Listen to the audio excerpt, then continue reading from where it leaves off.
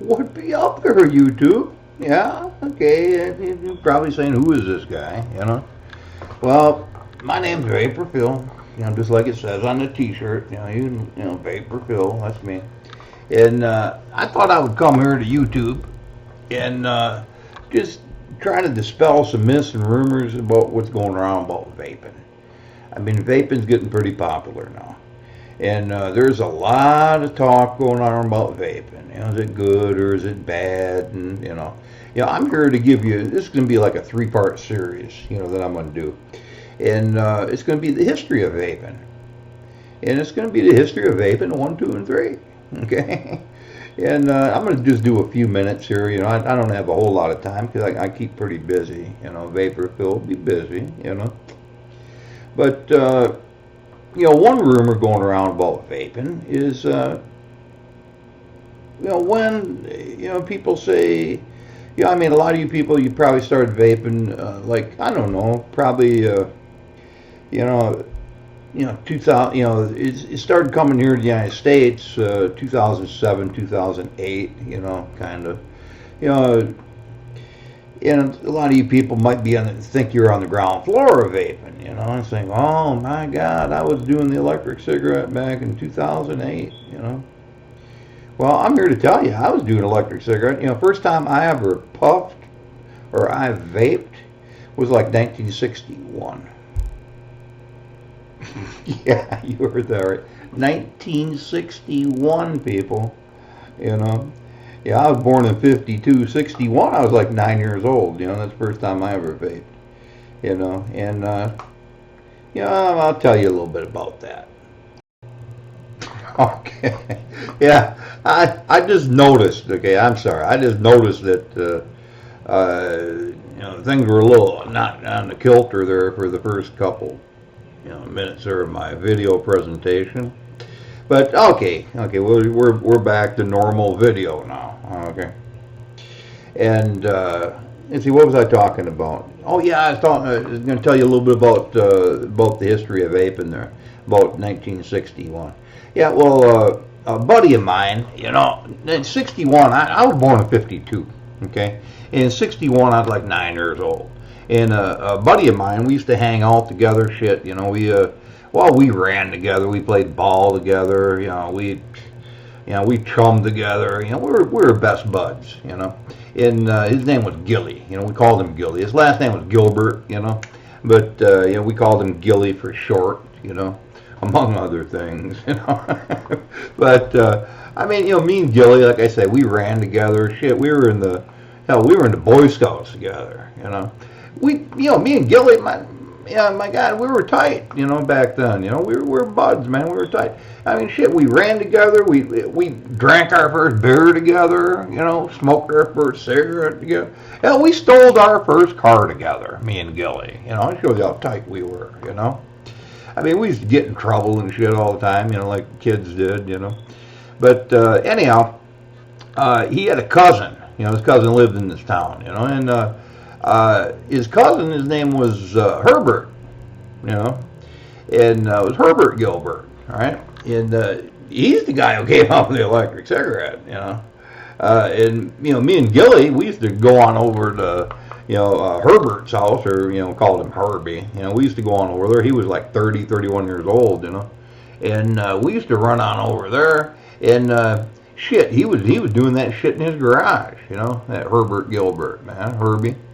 And he came up with the electronic cigarette back in, I think he got it patented in '63. He got a U.S. patent on electric cigarette in 1963. Okay, and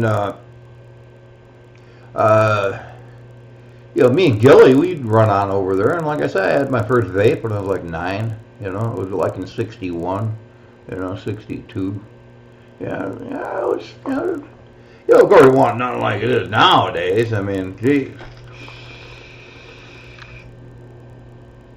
I mean, nowadays, my God, we'd be vaping big time here now. I mean, I'd be vaping, But to get back to that, I mean, me and Gilly, we ran together, and where Herbert Gilbert, he came up. Now the Chinese they took it to the next level. that Hong Ling or whatever his name was, and you check that out on the internet. It says like in 2003, he patented the first nicotine-based electric cigarette. Okay, and he started supplying it to the Chinese market in like 2004. And then he started a company, I think it was a Dragon Company or something. And then he started exporting the electric cigarettes for sale, overseas. And so he gets credit for the electric. I mean, he took it to the next level. I mean, it took the Chinese like 40 years to steal that U.S. patent. About 40 years, so I don't know if that Hong Ling, I don't know if he came up with that all by himself, or maybe he stumbled upon Herbert Gilbert's work, from '61. We won't never know probably, but I'm just getting to the point that the electric cigarette was a U.S.-based patent in 1963. Okay, and Vapor Phil was on the ground floor of vaping, and that's what I got the T-shirt here. Vapor Phil, I got the T-shirt. Anyhow, and then in like 2008, that's when stuff started coming out over here. And I remember that in 2008, the first electric cigarette I ever got.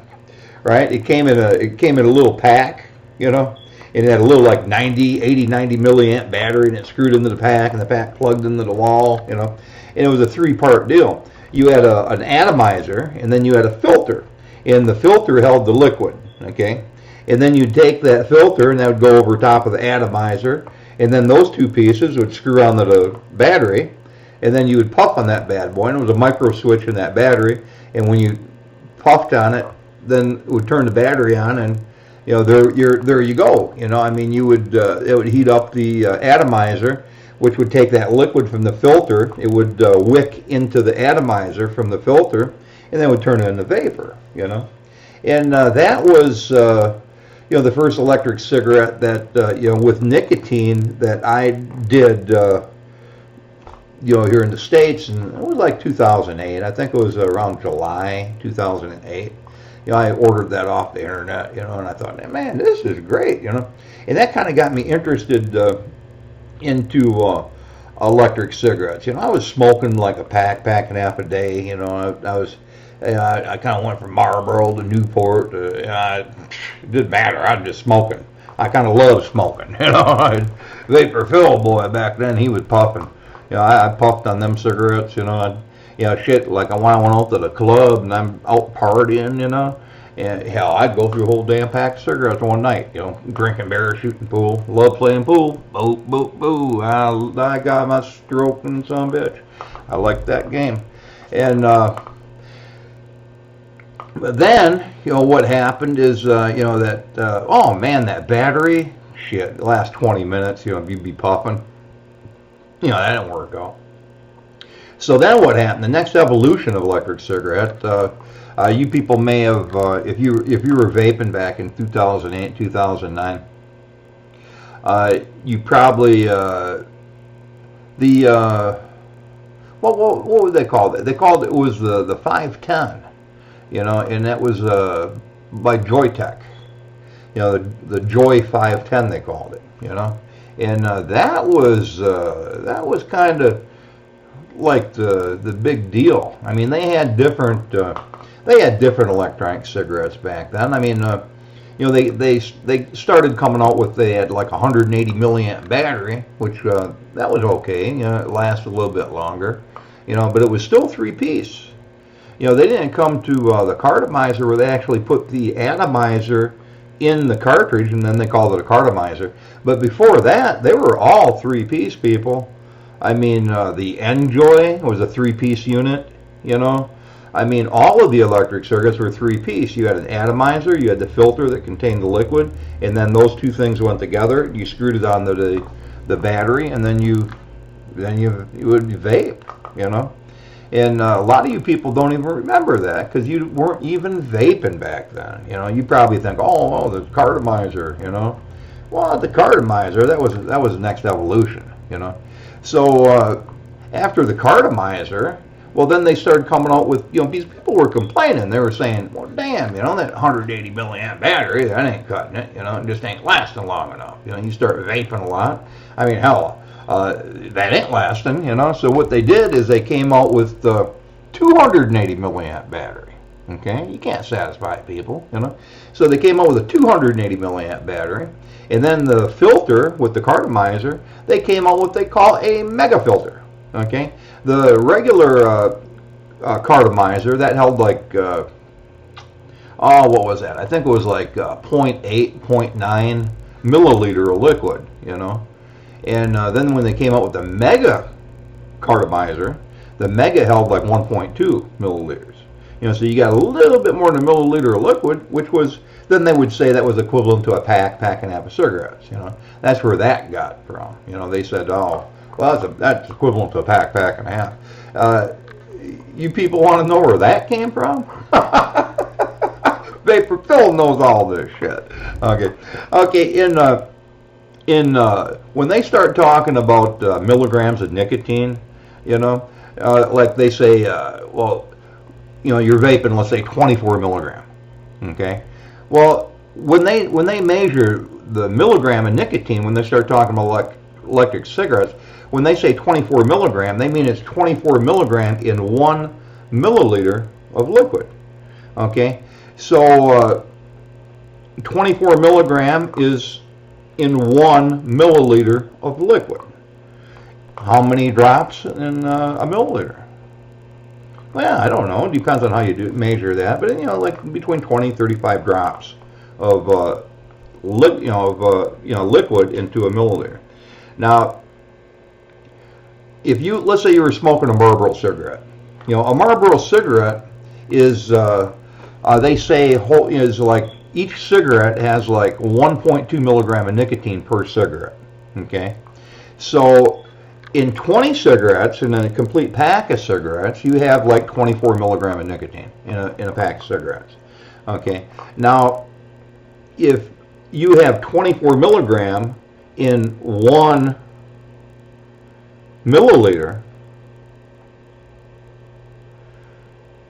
and you get like 20 to 35 drops, and each drop is equivalent to like 5 puffs, that's where that comes from.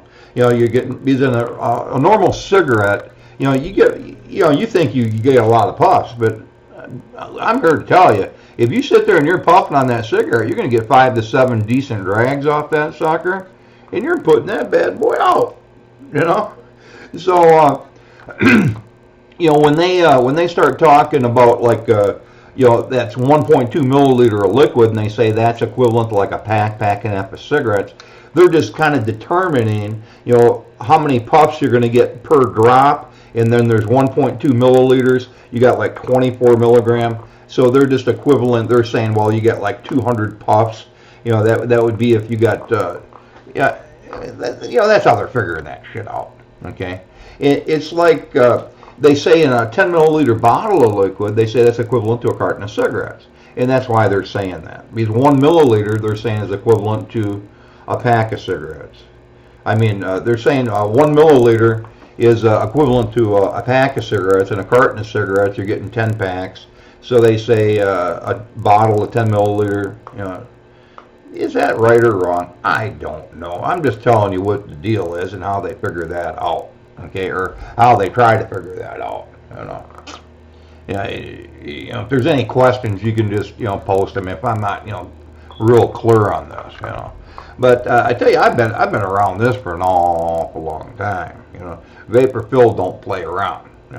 I mean, when I jumped on the bandwagon in 2008 and I started doing them little plug-in jobbies, and then man, I just stayed with it. I mean, I was still smoking.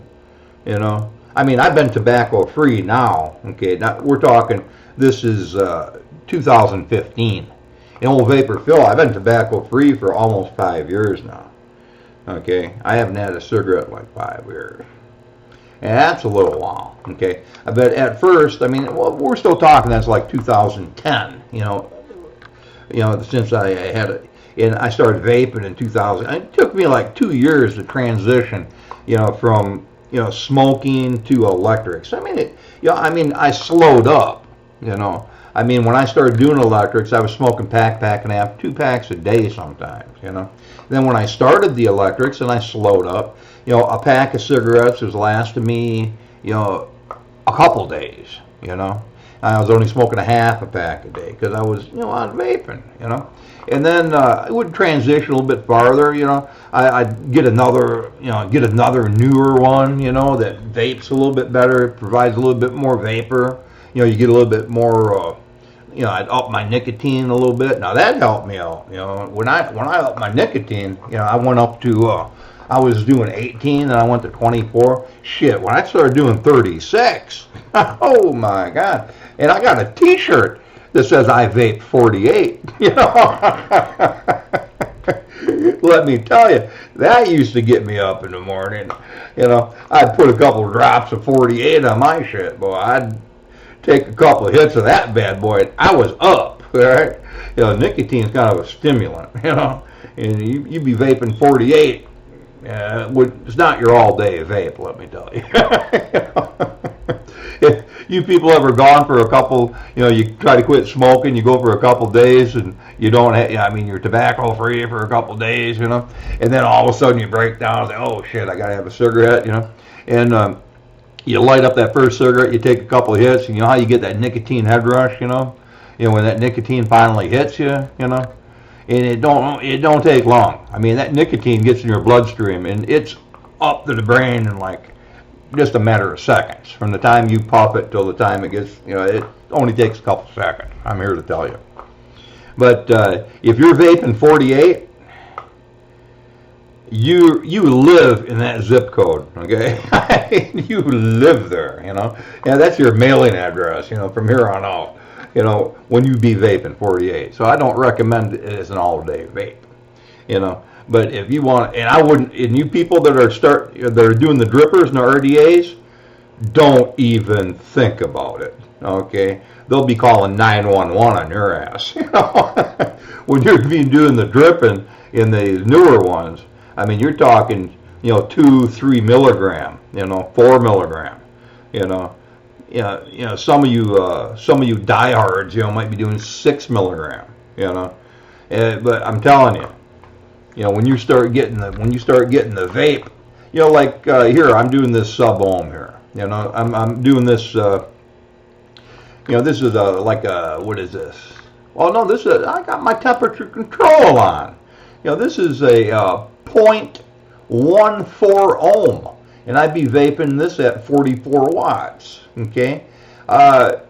You think I could be doing this, at like 12 milligram or something? Here, check this out.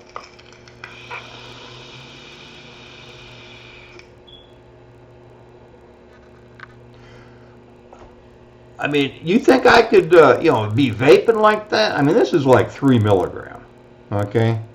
Yeah, 3 milligram of nicotine in here.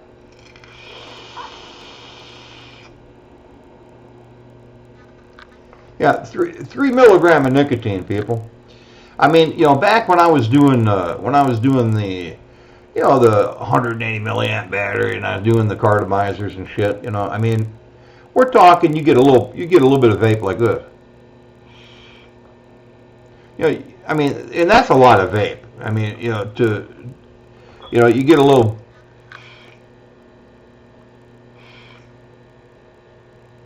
Well, no, actually, I don't think you got that much vape.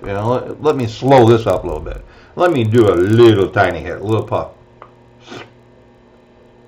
Okay, there we go. I think I got that right. Let me try that again. Tell me if this looks familiar. You're using your Enjoy or whatever. Okay, and you'd be vaping like this. You'd be drawing on that slow. Back then, when you'd have this, slow 2 or 3 second pull, and then you'd get something like this end product. But you were doing like 24 milligram nicotine, or 18 milligram nicotine. So that little bit of vapor that you got, I mean, that would satisfy your nicotine urge. Okay, because but hell, when you're getting the vapor that you get now, like out of these sub-ohm units like this,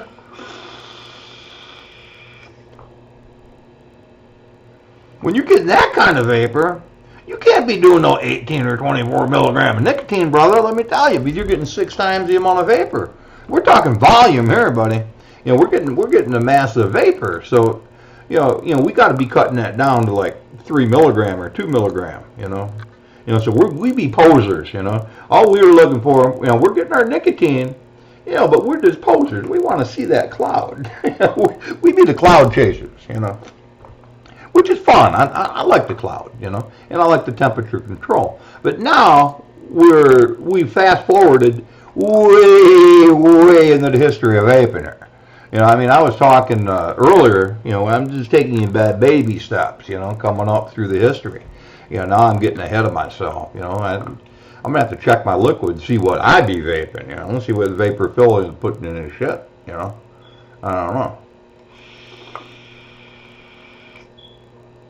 And I am kind of shy. That's how come. I'm kind of like.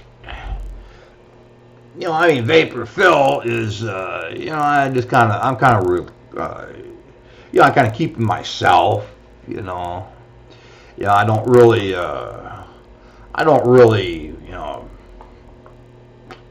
I'm not really an outgoing type. Well, okay, I'm lying to you. Vapor Phil, he gets around. Yeah.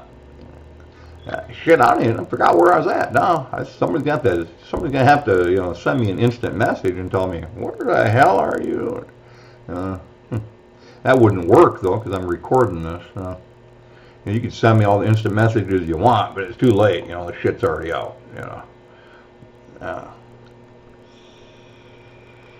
So after the fact, you could tell me, hey man, you really you screwed the pooch on that one, Vapor Phil, and then I could just maybe on my next video I could maybe apologize or something. I don't know. We'd cross that bridge when we come with it. Come to it.